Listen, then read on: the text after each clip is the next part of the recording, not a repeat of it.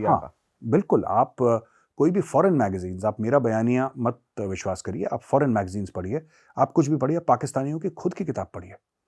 उन्होंने पूरी की पूरी फौजें खड़ी कर रखी हैं, मदरसे हैं पाकिस्तान में, और हज़ारों दर हज़ारों मदरसे हैं, जहाँ पे बच्चों को 8, 9, 10 साल के बच्चों को यही बताया जाता है कि ये जो दुनिया है ना, ये ट्रांजिट लाउंज है। यहाँ से सिर्फ आपको गुजरना है, यहाँ पे जीना नहीं है, गुजरने की जगह है। आप गुजर जाइए, असली आपका मकाम जन्नत है। तो जब आपने एक बच्चे के दिमाग, ये मेरे साथ हो चुका है। इनफैक्ट एक जगह है कश्मीर में, अनंतनाग, तो मैं जब भी कश्मीर जाता हूँ मैं कोशिश करता हूँ जेब में चॉकलेट्स ले जाऊँ, टॉफ़ीज़ ले जाऊँ बच्चों को। तो बच्चे मासूम होते हैं, बच्चों को तो कुछ पता ही नहीं है क्या है। तो मैं टॉफ़ी देता हूँ तो बच्चे देखते हैं, फ़ौजी गाड़ी में आए तो जय हिंद बोलते हैं बच्चे। तो मैं टॉफ़ियाँ बांटता फिरता हूँ कश्मीर में, कहीं जेब में 15-20 चॉकलेट, किसी को कुछ। मैं बच्चों से पूछा ना, ये अनंतनाग में कुछ साल पहले की बात है, तो टॉफ़ी दी तो जय हिंद अंकल, जय हिंद अंकल। तो मैंने बोला जय हिंद बेटा, बेटा बड़े होके क्या बनोगे? तो मैं पायलट बनूंगा, मैं डॉक्टर बनूंगा। एक लड़की थी छोटी सी, सर पे हिजाब टाइप का पहनते हैं ना, जो कश्मीरी मुस्लिम हर जगह पहनते हैं मुसलमान, तो ये हिजाब पहनी थी और बड़ी प्यार, 5 साल की होगी नहीं तो 6 साल की, इतनी सी थी बेचारी। मैंने बोला बेटा आप क्या करोगे बड़े होके? तो कहती जब मैं बड़ी होंगी ना, मेरे बेटे होंगे और मैं उनको जिहाद का मतलब सिखाऊंगी।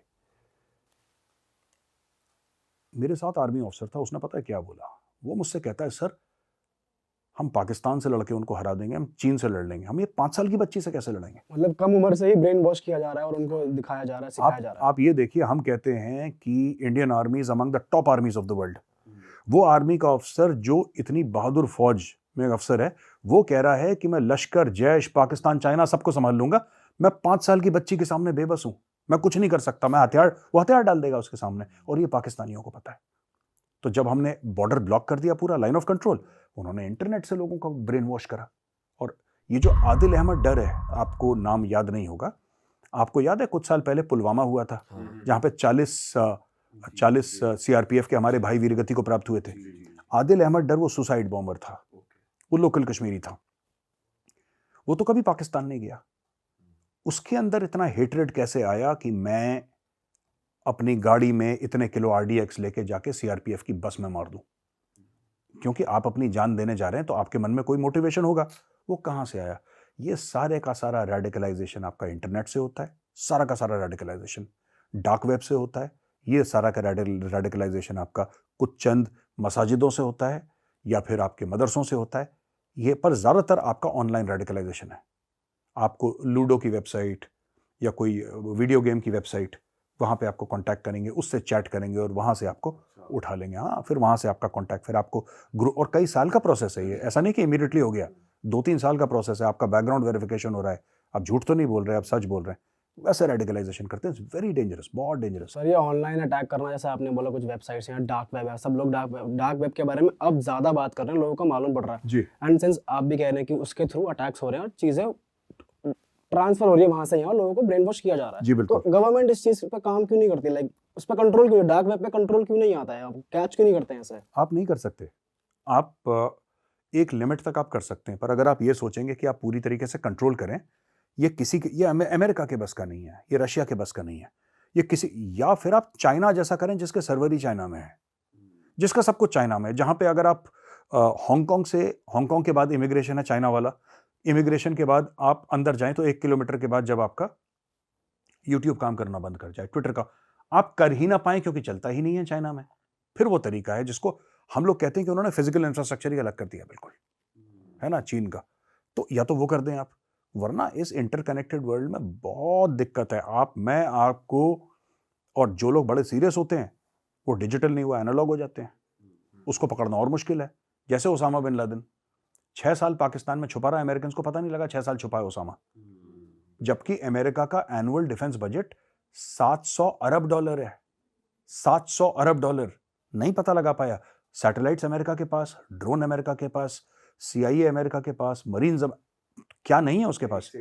हाँ नहीं, उसने सिर्फ 3-4 काम करे। उसने बोला मैं टेलीफोन इस्तेमाल नहीं करूंगा, मैं मोबाइल इस्तेमाल नहीं करूंगा, मैं इंटरनेट इस्तेमाल नहीं करूंगा, मैं डेबिट और क्रेडिट कार्ड इस्तेमाल नहीं करूंगा। पकड़ के दिखाओ, वो गायब हो गया। आप कल अपना सारा कुछ फेंक दें, अपना मोबाइल फोन वगैरह, है ना, और आप थोड़ा सा क्लीन शेव हो जाएं, आप गायब हो जाइए, इनके नाक से खून निकल जाएगा, आपको कोई नहीं पकड़ पाएगा, because everything is on the net. आप नेट से गायब हो जाइए, ओनली पे इन कैश, लोगों से ज़्यादा मत मिलिए, जो भी लिखना है चिट्ठी के थ्रू। चिट्ठी आपने भाई को दी, भाई ने इनको दी, इन्होंने पढ़ी, इनको वापस चिट्ठी दी, आपने पढ़ के जला दी, कहानी खत्म हो गई। नोबडी कैन, वो पकड़ा गया, उसकी किस्मत खराब थी, वरना अभी तक जिंदा रहता वहां पे पाकिस्तान में। पर अगर सोनली सर इंटरनेट की ही बात करें तो ये और कैसे टारगेट कर रहे हैं लोगों को, जैसे आप कह रहे हो एड्स के थ्रू या कैसे भी कांटेक्ट कर लेते हैं, और कैसे कर रहे हैं और कैसे माइंड वॉश कर रहे हैं लोगों का? देखिए ये सारे तो नहीं, लेकिन कुछ मस्जिद होते हैं जहाँ पे ऐसा होता है, कुछ मदरसे होते हैं जहाँ पे ऐसा होता है। देखिए मदरसे से पढ़ा स्टूडेंट, मैं ये नहीं कह रहा कि मदरसे से पढ़े सारे स्टूडेंट टेररिस्ट होते हैं, लेकिन मदरसों में एक किस्म का इस्लाम पढ़ाया जाता है, एक ख़ास किस्म का। देखिए जब हम कहते हैं ना अदराइजेशन ऑफ थ्रेट, यानी कि आपने ये बोल दिया कि जो गैर मुस्लिम है वो दुश्मन है। अब आप उस दुश्मनी का कुछ करें ना करें वो आपके ऊपर है ना, वो तो आपकी फितरत है ना। आप ना करें, अब बैठ जाएं कि ठीक है दुश्मन है, ठीक है यार ठीक है, उसको अल्लाह देखेगा। कुछ कहता नहीं दुश्मन है तो मुझे कुछ करना है इसके बारे में। तो you catch hold of those people who are motivated, लेकिन उनके पास कला नहीं है, हुनर नहीं है, लेकिन चाहत है। हुनर आप उनको दीजिए, फिर वो आपके औजार बनते हैं, फिर जाके वो आगे कार्रवाई करते हैं। तो इस तरीके से होता है। इनका भी वैसी सिलेक्शन प्रोसेस है जैसा एचआर का होता है ना कंपनीज में, and they are more thorough than HR. ये बड़े प्रोफेशनली करते हैं। आपका एक कांटेक्ट होगा, वो आपको बताएगा आपको कहाँ जाना है, क्या करना है, लेयर विद इन लेयर। ऐसा नहीं कि आप डायरेक्टली उसके बॉस से बात कर रहे हैं, जो उसका सरगना है आप उससे बात कर रहे हैं, ऐसा बिल्कुल नहीं है। आप किसी से बात करेंगे, वो किसी से बात करेगा, उसको नहीं पता अगले स्टेप पे कौन है, कि अगर वो पकड़ा भी जाए, उसको पुलिस इंट्रोगेशन भी करे, जब उसको पता ही नहीं तो क्या बताएगा वो। सही बात है। तो इसलिए इस तरीके से रखते हैं इनको अलग अलग। ये चीज़ें सर वेब सीरीज और इनके थ्रू सामने तो आ रही हैं, अब लोगों के थोड़े लोग अवेयर हो रहे हैं ये चीज़ें देखकर। सर लास्ट टाइम जब हम ऐसी कॉन्वर्सेशन कर रहे थे तो आप बता रहे थे कि पाकिस्तान इवन यूजेस उनके सोशल मीडिया इन्फ्लुएंसर्स इंडिया तक अपनी बात पहुंचाने के लिए, सिंगर्स को और नॉन पर्सनालिटीज़ को, तो वो कैसे होता है? देखिए पाकिस्तान में एक डिपार्टमेंट है जिसको कहते हैं ISPR, inter services public relations. वो आर्मी, नेवी और एयरफोर्स पाकिस्तान का ट्राई सर्विसेज यानी कि तीनों सर्विसेज का एक प्रोपेगेंडा विंग है। वो 1949 में उन्होंने खोल दिया था, क्योंकि पाकिस्तान को ये पता लग गया था 1949 में, उनके क्रिएशन के 2 साल के बाद, बस प्रोपेगेंडा इज वेरी इंपॉर्टेंट। तो वो तब से करते चले आए हैं। और वो लोग क्या करते हैं कि देखिए इंफॉर्मेशन है, राइट?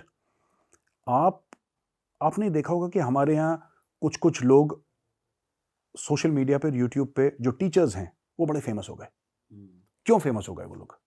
वो इसलिए फेमस हो गए, वो कोई नई बात नहीं सिखा रहे, वो पुरानी बात नई तरीके से सिखा रहे हैं। Now YouTube has become a big medium to educate और transfer information. Let us call it transferring information. ठीक है, आप भी तो इन्फॉर्मेशन ट्रांसफर ही करते हैं, आप जानकारी देते हैं ना लोगों को। अब पाकिस्तान ये कहता है कि जानकारी वो समझ में आती है जो कि इजी टू डाइजेस्ट हो। अब मैं आपको कहता हूं कि भाई 2 चीजें सुननी है, आपके पास 10 मिनट है। एक तो आपके फेवरेट सिंगर का, माना कि आप पाकिस्तानी हैं और आपका फेवरेट सिंगर आतिफ असलम है, आपको आतिफ असलम का गाना सुनना है, लेटेस्ट गाना, ठीक है, या आपको किसी कॉलेज के प्रोफेसर का लेक्चर सुनना है, आपकी चॉइस है। आप आतिफ असलम चूज करेंगे। और क्योंकि आप आतिफ असलम को, मैं आतिफ असलम एक एग्जाम्पल दे रहा हूं, मैं ये नहीं कह रहा वो काम करता है, मैं सिर्फ एग्जाम्पल दे रहा हूं, उदाहरण दे रहा हूं। तो फर्ज कीजिए आपको बोला, आपने बोला कि नहीं साहब मुझे तो आतिफ असलम पसंद है, मैं तो उसके गाने सुनूंगा। 99% यही बोलेंगे। अब वो गाने में क्या सुनाता है और आप क्या समझते हैं, वो पाकिस्तानी फौज अच्छी भली भांति समझती है।